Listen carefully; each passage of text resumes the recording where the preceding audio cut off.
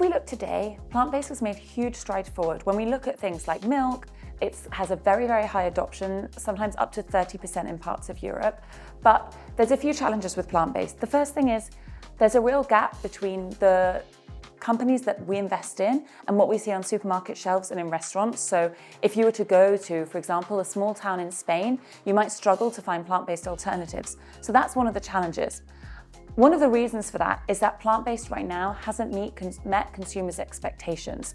So there are sort of three key challenges with plant-based. I guess the first challenge is, with plant-based, we're trying to make a pea or a soya bean into a burger, which is difficult. So how are we going to enable people to make these choices and to be able to choose every day to have a plant-based burger and not, a traditional meat burger? Three challenges. The first is taste. The products out there, sometimes they have an aftertaste, sometimes the texture is not meeting consumer expectations. There are a lot of companies working on technologies to improve the texture and the taste of plant-based. With these technologies and these innovations, I do believe that we will get there. Then the other thing is price. Right now, we're asking consumers to pay sometimes 20 or 30% more for something which doesn't taste as good. I mean, that's just really, really challenging for consumers. And so we need to reduce this green premium. This is happening, but this will only happen as more and more companies scale up. And the final part is nutrition. When consumers look at plant-based and they're used, for example, if you have a chicken, you know that you're getting a certain amount of protein.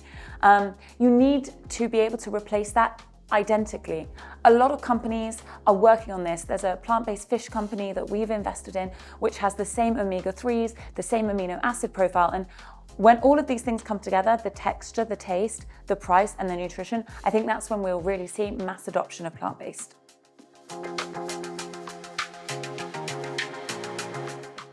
So today, 35% of emissions are from agriculture.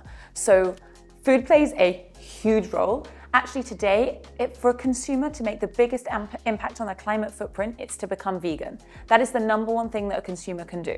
We don't all need to become vegan, but we do at least need to be having, 80% plant-based diets.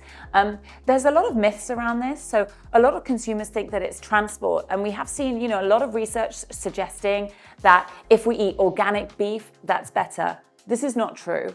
Actually, transport only accounts for around 10% of the emissions. So the biggest impact is to give up meat.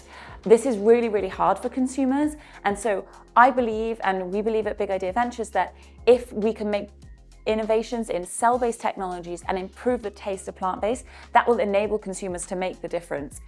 Today as a consumer, climate change, we see it, we feel it, but it's still not as tangible because it's this big thing and it feels very separate from, the food we're eating on our plate. So we need, within the industry, to invest in innovations that will make that choice easier for consumers. Okay. For me, it's an amazing event. It's about getting together with the Spanish ecosystem, really learning about all parts of the food chain and figuring out how everybody in Europe can come together to make a difference.